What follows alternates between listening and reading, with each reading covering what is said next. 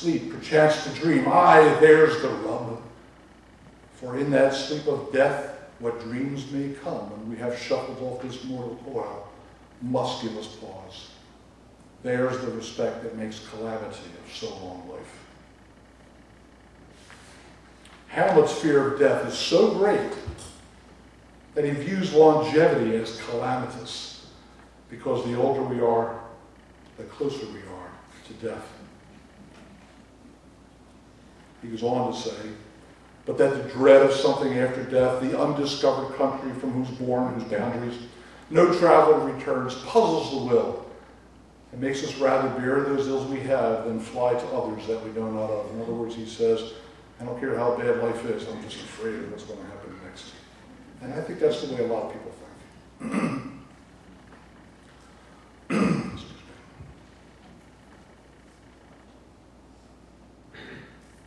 But, notwithstanding our fears, death is and always will be our constant companion.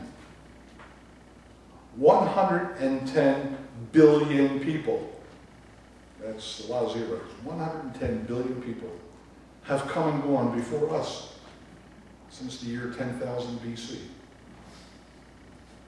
The death rate worldwide is about 8.1 people per thousand per year, or at a current world population of 6.775 billion, people are dying at the rate of 55 million a year, or 150,000 people every day. In the approximate 10 minutes I have been speaking, about 1,000 people have died. When death comes to visit you, you can expect to have plenty of company. I'd like to suggest a different view of death today. One in which we would no more fear our death than a blade of grass need to fear the coming winter's cold, or a cloud fear the warming rays of the sun, or a mountain fear the weathering of winds or the extremes of temperature. This view of death is based on reality, scientific truth, a little bit of Buddhist principles. That is, all things are impermanent. Every star in the heavens will eventually explode and no longer exist in its current form. Every planet, including this earth, will, in the infinity of time, be consumed by its own sun. On this earth, no animal, human or otherwise, plant, stone, lake, river, grain of sand, will last forever. The cycle of what we call birth and what we call death is the truth of our existence. This is how it is. I like to think you'll deal with it. So if death is so common and so certain, then what is it we're afraid of? I'd like to suggest that our fears associated with death are a direct result of our broken connection to the cosmos, to the rest of the universe. Our idea that somehow, perhaps of our ability to ponder death so deeply, that, well, we're apart, we're special, we're different than the rest of nature.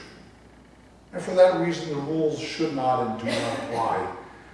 It's unfair, it can't be true. And so we seek alternative explanations.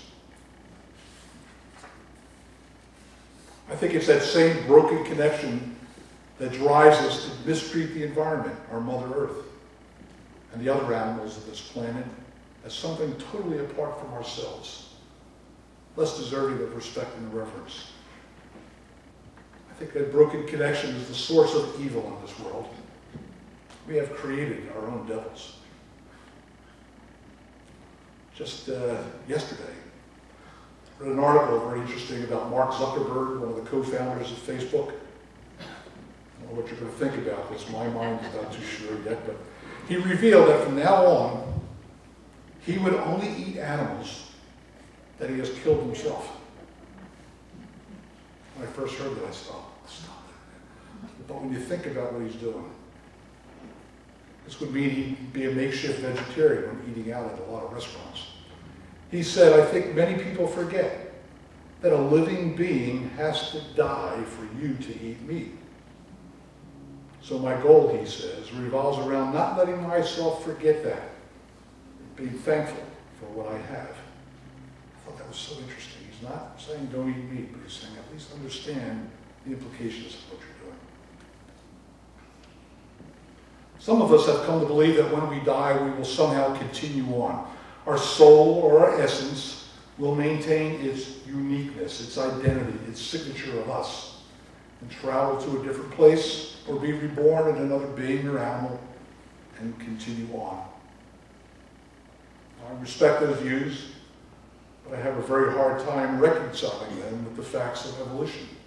Or, as our congregation member and my good friend Mike Clough says, with neurological science. Mike always likes us to remind us about neurological science. If I were to believe in a soul, it might be the one that the character Jim Casey, the fallen preacher in John Steinbeck's Grapes of Wrath, the one that he discovered. If you recall when Tom Joad finds him, when he gets out of prison, sees Jim Casey sitting underneath a tree, and realizes that that's the guy who baptized him. And Jim Casey is now the fallen preacher, and he described it this way.